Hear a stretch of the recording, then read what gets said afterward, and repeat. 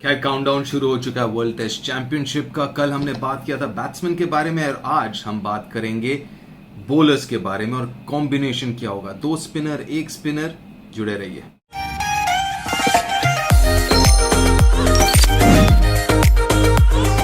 Hello and welcome to the point. जी हाँ, पहले बैट्समैन की हमने कल बात की थी और 7 बैट्समैन दोबारा मैं याद दिला दूं जो मेरे पिक हैं। वो है रोहित शर्मा, शुभमन गिल, चेतेश्वर पुजारा, विराट कोहली, अजिंक्य रहाणे, ऋषभ पंत और रविंद्र जडेजा।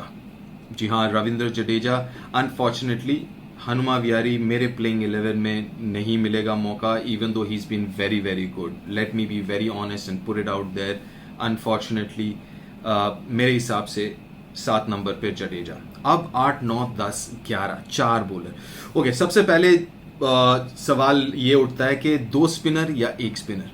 देखिए, मुझे लगता है 2 स्पिनर, जडेजा तो ऑलरेडी हैं 7 नंबर पे, अगर वो हैं तो 8 नंबर पे मेरे लिए रविचंद्रन अश्विन। और क्यों 2 स्पिनर और 3 सीमर और उल्टा नहीं, मतलब 4 सीमर और 1 स्पिनर नहीं? क्योंकि मेरा ये मानना है कि अगर आप 4 सीमर खिलाते हैं तो इनवेरिएबली एक जो बॉलर होता है वो अंडर बॉल होता है मेरे हिसाब से। और साउथहैम्पटन में कंडीशंस जितने भी ओवरकास्ट हो, क्योंकि कंडीशंस वैसे होंगे ओवरकास्ट, और अगर स्क्वाड पे भी नजर डालें तो वहां पे 5 सीमर रखा हुआ है। मतलब टीम इंडिया के दिमाग में, टीम मैनेजमेंट के दिमाग में वो ऑप्शन भी है, विच इज फाइन। लेकिन अगर आप 4 सीमर खिलाते हैं, वहां पे 2 प्रॉब्लम है। जैसे मैंने एक कहा कि इनवेरिएबली एक सीमर वो अंडर बॉल होता है, कि आपने खिलाया और जनरली वो 10 ओवर 8 ओवर ही कर पाता है, बाकी 3 बॉलर ही ज्यादातर गेंदबाजी करते हैं। तो वो एक प्रॉब्लम है कि, और मुश्किल ये है, जितने भी आपने मीडियम पेसर स्क्वाड में रखे उनमें से जो सारे हैं, उन बैटिंग उनका थोड़ा सा क्या, आप समझ ही गए मैं क्या कह रहा हूँ। चाहे वो ईशांत हो, चाहे वो बुमराह हो, चाहे वो मोहम्मद शमी हो, मोहम्मद सिराज हो, शार्दुल के अलावा जो कि स्क्वाड में नहीं है, उनके अलावा ऐसा कोई भी सीमर नहीं है जो कि मेरे हिसाब से 8 नंबर पे बैटिंग कर पाए। तो वो एक बहुत लंबा बैटिंग टेल हो जाता है। और दूसरी बात ये, जैसे मैंने कहा कि अंडर बॉल होता है, तो मेरे हिसाब से 4 सीमर का ज्यादा मतलब नहीं है। बहुत रेयरली अगर बड़े बड़े घास रख दिए हो और क्यूरेटर ने और ओवरकास्ट हो तो अलग बात है। दूसरी बात, आपके पास आपका स्ट्रेंथ क्या है? आपका जो स्ट्रेंथ है वो अश्विन जडेजा है। और जितने भी कंडीशन जैसे भी हो, आई थिंक अश्विन जिस तरीके से वो बॉलिंग कर रहे हैं, पिछले इंग्लैंड सीरीज उठा लें, ही बॉल्ड रियली वेल। आप ऑस्ट्रेलिया सीरीज देख लें, ही बॉल्ड रियली वेल। सो घर के बाहर सेना कंट्रीज में भी अगर आप देखें तो अश्विन बॉलिंग रियली वेल। ये जो अश्विन के साथ चलता है। और एक इम्पॉर्टेंट चीज जो अश्विन के फेवर में जाता है वो है लेफ्ट हैंडर्स। अगर आप देखें तो काफी सारे लेफ्ट हैंडर्स हैं उस प्लेइंग 11 में न्यूजीलैंड के, चाहे वो टॉप ऑर्डर हो, मिडिल ऑर्डर हो, या लोअर मिडिल ऑर्डर या टेल एंडर्स हो, काफी सारे लेफ्ट हैंडर्स हैं। तो वो उसका एक और कारण है जिसके लिए आप अश्विन को खिला सकते हैं। सो ये तो मेरे रीजंस रहा कि क्यों अश्विन को खेलना चाहिए और क्यों मैं 4 सीमर नहीं खिलाऊंगा। सो मेरे हिसाब से नंबर 8 पे is Ravichandran Ashwin. Again I think he is a modern day great, so he just fits in their, that's your strength. उसके बाद 3 सीमर। अब जब 3 सीमर कहते हैं तो देखिए वहां पे शामी और Bumrah are confirm, I guess most of us will agree with that. Third seamer, अब सवाल ये उठता है कि उसमें मोहम्मद सिराज होंगे या ईशांत शर्मा होंगे। देखिए, मोहम्मद सिराज अगेन बहुत अच्छी गेंदबाजी की उन्होंने ऑस्ट्रेलिया में, फिर जब भी उनको मौका मिला he is done really really well. लेकिन ईशांत, मेरा प्रेफरेंस ईशांत होंगे, क्योंकि उसके पीछे जो मेरे कारण वो ये हैं कि एक तो टेम्परामेंट, बड़ा मैच है, एक्सपीरियंस विल काउंट। ये तो हो गए मतलब मोटे मोटे चीज़ें। पर अगर मैं टेक्निकली भी देखूं तो थोड़े से अलग है ईशांत शर्मा। अगर पिछले 2-3 साल में देखा जाए तो उनका लेंथ अलग हुआ है, स्विंग करवा पा रहे हैं, तो वो एक चीज़ है। क्योंकि मोहम्मद शामी की बात करें या बुमराह की बात करें, तो जनरली सीम बॉलर्स, मतलब पढ़ने के बाद हिलता है। हवा में स्विंग अगर बताएं तो मेरे ख्याल से सिराज भी हिट द टेक बॉलर हैं।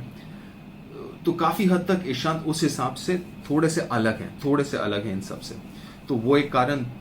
दूसरा एक और कारण ये है कि ईशांत शर्मा लेफ्ट हैंडर्स को, दोबारा लेफ्ट हैंडर्स की यहाँ पे जिक्र कर रहा हूँ, बहुत अच्छी गेंदबाजी करते हैं। उनके पास वो खासियत है जो वो राउंड द विकेट जाके लेफ्ट हैंडर को, क्योंकि उनका एक्शन थोड़ा ऐसा है, थोड़ा सर गिरता है, जिसके कारण he can get the ball away from the left hander. मतलब बाएं हाथ के बल्लेबाजों के लिए भी जो आउट स्विंग करवा पाते हैं वो राउंड द विकेट आके, वो आई थिंक बहुत यूजफुल होगा लेफ्ट हैंडर्स के खिलाफ।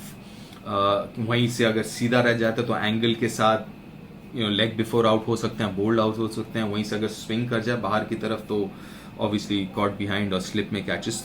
वो तो मेरे हिसाब से थर्ड सीमर शामी और बुमराह के अलावा should be Ishant Sharma, because of obviously like I mention temperament, experience, ability to bowl long spells. 20-21 over के दिन में डाल सकते हैं, 25 ओवर डाल सकते हैं, तो that's what he is been doing right through. और जैसे मैंने कहा जो टेक्निकल उनमें एबिलिटी है, खासकर लेफ्ट हैंडर्स के खिलाफ और इवन राइट हैंडर्स, सो वो मेरे थर्ड सीमर होंगे। तो ये मेरा हो गया प्लेइंग 11। तो दोबारा याद दिला दूं मेरा, अगर प्लेइंग 11 दोबारा देखें, रोहित शर्मा, शुभमन गिल, चेतेश्वर पुजारा, विराट कोहली, अजिंक्य रहाणे, ऋषभ पंत, रविंद्र जडेजा, रविचंद्रन अश्विन, ईशांत शर्मा, मोहम्मद शामी, जसप्रीत बुमराह, ये मेरे प्लेइंग 11 है। बोलिंग मेरे हिसाब से तो खैर one of the best in the world, most rounded, और अगर वैरायटी देखें तो वो भी मिल जाएगा, off spinner, left arm spinner, 3 seamers अलग अलग तरीके के, and obviously they are one of the best in the world as a group, as a unit, इसमें कोई दो राय नहीं है मेरे दिमाग में। लेकिन एक जो मसला जो काफी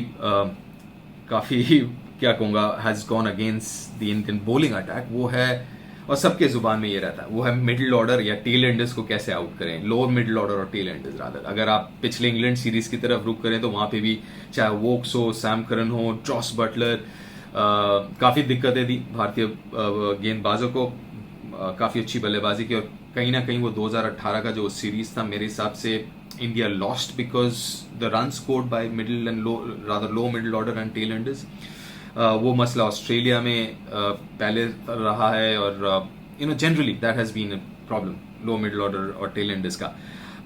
तो उसके लिए इट्स वेरी डिफिकल्ट कि कोई प्लान, क्योंकि दे हैव ट्राइड, ऐसा नहीं कि इंडियन बॉलर्स हैव ट्राइड, लेकिन दो चीजें मुझे लगता है कोशिश करनी चाहिए, मे बी प्लान होनी चाहिए। वो ये कि अमूमन हम देखते हैं कि जब एक सेट बैट्समैन रहते हैं और एक टेल एंडर रहते हैं तो आप सेट बैट्समैन को आप छोड़ देते हैं, आप सिर्फ अटैक करते हैं टेल एंडर को, और दूसरी तरफ क्या होता है कि जो सेट बैट्समैन हो जाता है वो रन बनाता रहता है। मतलब आपने पीछे फील्डर रख दिया तो वो 3-4 बॉल खेल के सिंगल निकाल लेता है या बीच में एक बाउंड्री मार देता है। तो मेरा ये मानना है कि वाई डू दैट, अगर यही टेल एंडर के साथ नहीं बैटिंग कर रहे होते, बैट्समैन के साथ बैटिंग कर रहे होते, तो उन्हीं को आप अटैक करते हैं। तो मेरा ये कहना है कि चाहे कोई भी बैट्समैन हो टेल एंडर के साथ, you should still try and get him out. ऐसा नहीं कि उसको सिंगल देके सिर्फ एक एंड से हम कोशिश कर रहे हैं आउट करने को। तो एक वो कोशिश करके देख सकते हैं इन माय ओपिनियन कि दोनों तरफ से अटैक, क्योंकि अटैक करेंगे तो सिर्फ वो ही नहीं, मेंटली भी अलग होता है, माइंड सेट अलग होता है, क्योंकि आप आउट करने को देख रहे हैं, आप बच के निकलने को नहीं देख रहे, आप सिंगल देने को नहीं देख रहे। तो अगर माइंड सेट अटैकिंग होता है तो उस हिसाब से सब कुछ चेंज हो जाता है, आपका लाइन लेंथ चेंज हो जाता है, आपका एफर्ट चेंज हो जाता है, फील्ड प्लेसमेंट ऑब्वियसली चेंज हो जाता है। So I think they can try that one out. एक नंबर वो। दूसरा नंबर ये कि कभी कभार थोड़ा सा ज्यादा ट्राई कर लेते हैं बॉलर्स, कभी मुझे लगता है ऐसा कि टेल एंडर है तो यॉर्कर भी मार देते हैं, बाउंसर भी मार देते हैं, इन स्विंग आउट स्विंग सब कुछ ट्राई कर लेते हैं, स्लोअर वन वगैरह वगैरह। मेरा मानना है कि अगर इफ आपका जो नॉर्मल बॉलिंग है, जो टॉप 7 या टॉप 6 बैट्समैन को आउट करने में इतना कारगर साबित होता है, तो why not do the same thing. क्यों ना वहीं आप बॉल डालें, वहीं चैनल में आप बॉल डालें, जैसे आप डालते हैं उसी डिसिप्लिन के साथ आप डालें जैसे आप टॉप ऑर्डर को डालते हैं।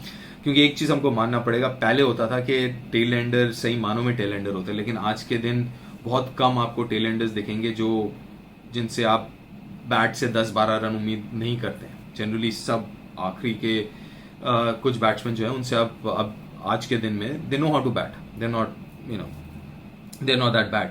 सो उस लिहाज से मुझे लगता है कि अगर उसी तरीके से उसी डिसिप्लिन के साथ गेंदबाजी की जाए तो शायद फर्क पड़ सकता है। तो ये दो चीज़ें मेरे दिमाग में इस वक्त है कि कोशिश किया जा सके। Anyways but that's how it is, end of the day बस, और कुछ घंटे बचे अब वर्ल्ड टेस्ट चैंपियनशिप के लिए मेरा प्लेइंग 11 तो मैंने बता दिया. आप जरूर बताएं आपका playing 11 and do you agree with me? Do you want maybe Mohammed Siraj and why? Do you want 4 seamers in 1 spinner and if so why?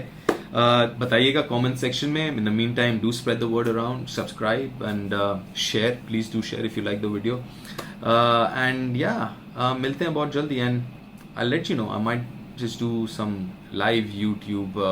Hopefully, just let me know if you want me to do live. अगर आपको लगता है कि live करें and you know take all your questions and let's interact. Maybe before the match, maybe you know 3 बजे India time toss के बाद something like that.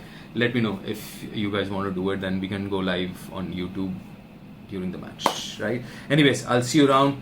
Do take care of yourself. Stay safe. और जैसे मैं कहता हूँ कि please do follow those you know COVID protocols. I know lockdowns opened up, but please stay safe and keep people around you safe as well. Thanks. Bye.